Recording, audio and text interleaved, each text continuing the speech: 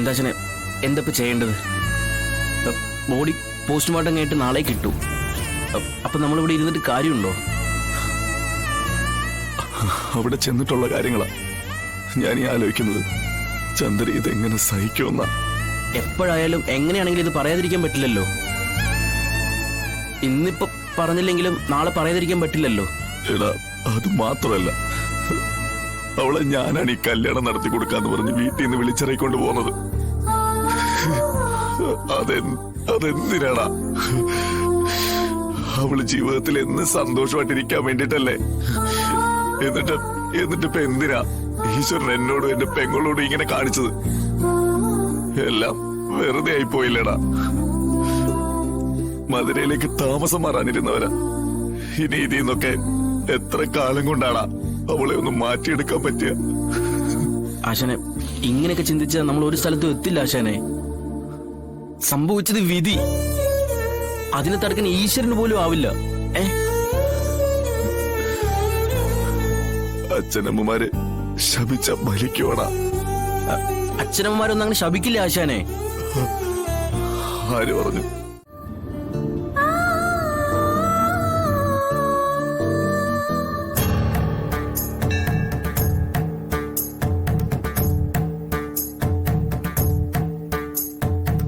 ദേവി, എന്റെ കുഞ്ഞിനെ എനിക്ക് തിരിച്ചു തരണം. എന്റെ കുഞ്ഞില്ലാതെ എനിക്ക് ജീവിക്കാനാവില്ല. എനിക്ക് കാത്തിരുന്ന് കിട്ടിയ പൊന്നുമോള്, പൊന്നും കൂടെ അവള്. എന്റെ മോളെ കണ്ട് കൊതി തീർന്നിട്ടില്ല. അതിനു മുമ്പ് അവളെ എന്നിൽ നിന്നും അകറ്റി.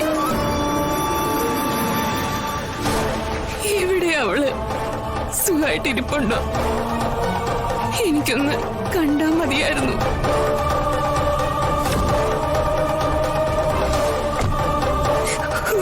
എന്നെ ഒന്ന് അമ്മയെന്ന് വിളിച്ചാ മതിയായിരുന്നു. എന്തിനാ ദേവി എന്നെ ഇങ്ങനെ ശിക്ഷിക്കുന്നത്?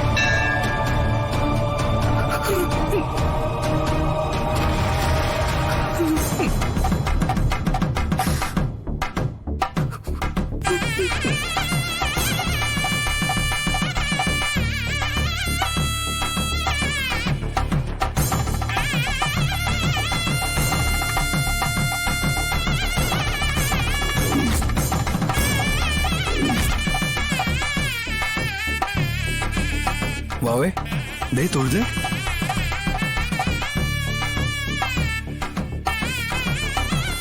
മോള് നോക്കി കണ്ടോ ദേവി?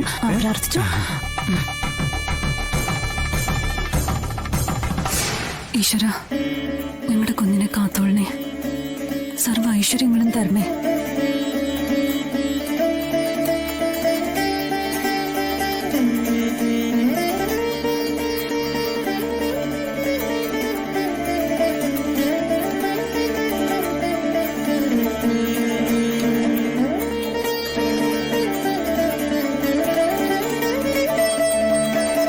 എന്റെ കുഞ്ഞിനെ തിരിച്ചു തന്നില്ലെങ്കിൽ ഞാൻ ഈ ക്ഷേത്ര നടയിൽ തല തല്ലി മരിക്കും. ഒരമ്മയുടെ വേദന എന്തുകൊണ്ടാ ദേവി മനസ്സിലാക്കാത്തത്?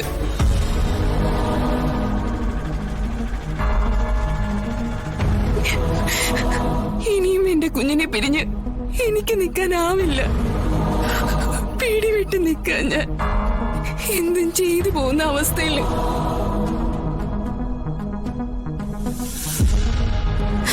ദേവി, എനിക്ക് അവളെ കണ്ടെത്തി തരണം.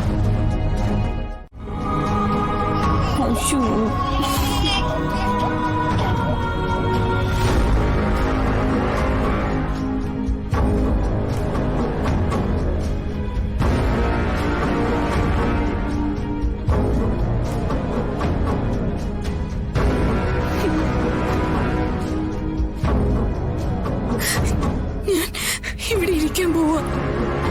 എന്റെ മരണം വരെ ഈ ഇരിപ്പ് തുടരും. ഈ ഞാനിനി എന്തിനാ ജീവിക്കുന്നത്? എനിക്കിനി ആരാ ഉള്ളത്?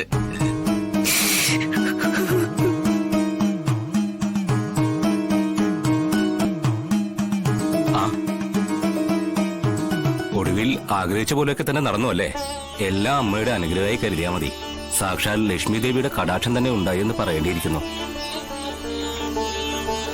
ആ സന്തോഷം ഒരുപാട് പറയാനുണ്ട് തിരുമേനി. ഉം. നഷ്ടപ്പെട്ടതൊക്കെ ഇപ്പോഴാ ഓരോന്നായിട്ട് തിരിച്ചു കിട്ടുന്നത്. കിട്ടും. മൂർത്തിക്കിനി നല്ല കാലമാണ്. അല്ല, വക്കീലെന്ത് പറയുന്നു?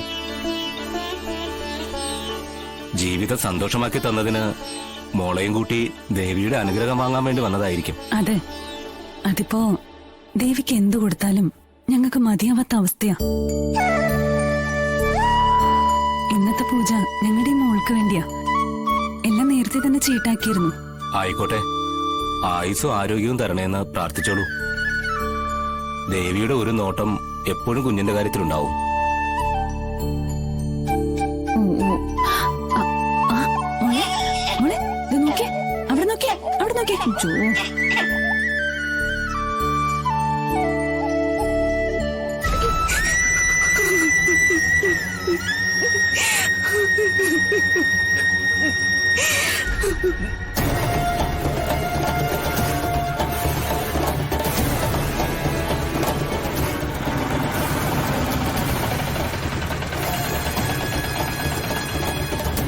ഒന്ന് വെയിറ്റ് ചെയ്യണേ. വാ, നല്ലോണം പ്രാർത്ഥിച്ചോണം. നമ്മുടെ എല്ലാ പ്രശ്നങ്ങളും ഇന്ന് ഇവിടെ പറഞ്ഞു തീർക്കണം. ക്ഷിപ്രപ്രസാദിയാ. വാ.